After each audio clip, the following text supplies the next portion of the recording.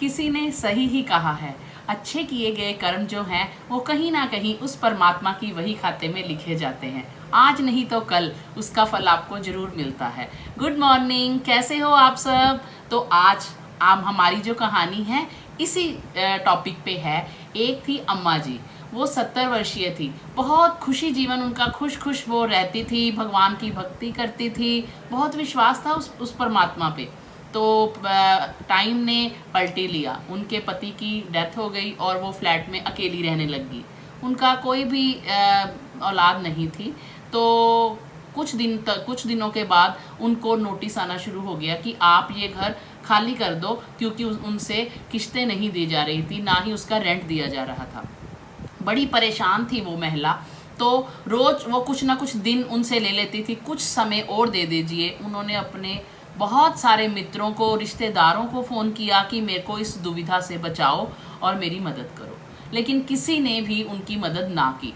लेकिन उनको पूर्ण विश्वास था कि कोई ना कोई ऐसा होगा जो मेरी मदद करेगा।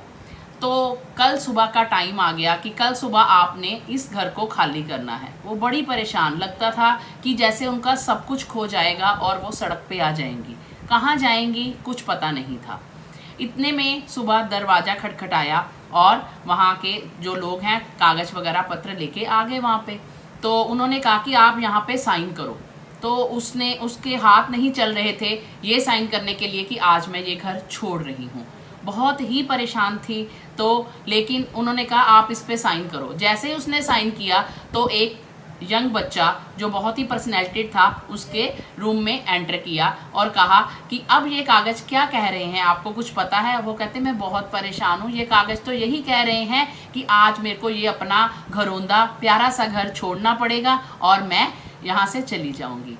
उसने कहा आपने इन कागज़ों को अच्छी तरह पढ़ा नहीं, ये कागज़ इस घर की मालकिन के हैं। वो बड़ी हैरान हुई, ये क्या?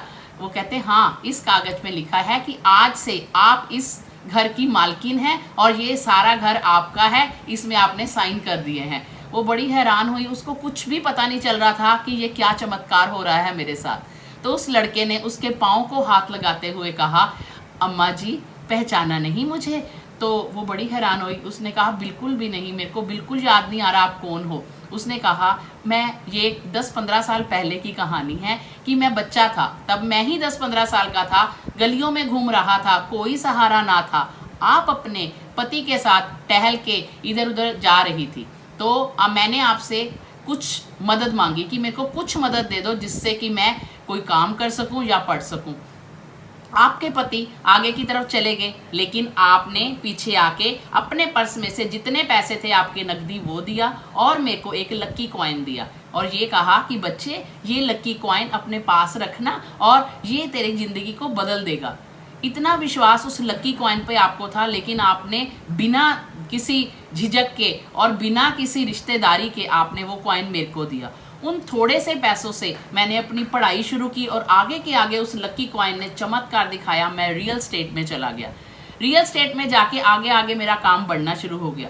कुछ ही दिन पहले जब ये आपके घर के बारे में उन्होंने मेरे को पेपर्स दिखाए तो मेरे को पता चला कि ये वही अम्मा जी हैं जिन्होंने मेरी मदद की थी।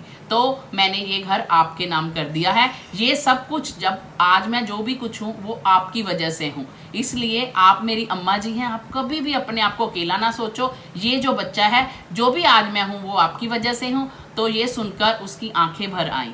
उस बच्चे ने अपना जो उन्होंने उनको मदद की थी उसके बदले में बहुत कुछ दे दिया। तो इस कहानी से हमें क्या शिक्षा मिलती है कि हमें हर किसी की मदद करनी चाहिए। कहीं ना कहीं भगवान के रूप में अगर आप कहीं देने वाले हो तो आपको भी कोई ऐसा आएगा जो देने वाला होगा। तो हमेशा जब भी भगवान आपको देता है तो आप देने वाले बनो। क्या पता आपको कब किसी देने वाले की ज़रूरत पड़ जाए। हमेशा किसी की मदद करो, खुश रहो, खुशियाँ बांटो। धन्यवाद।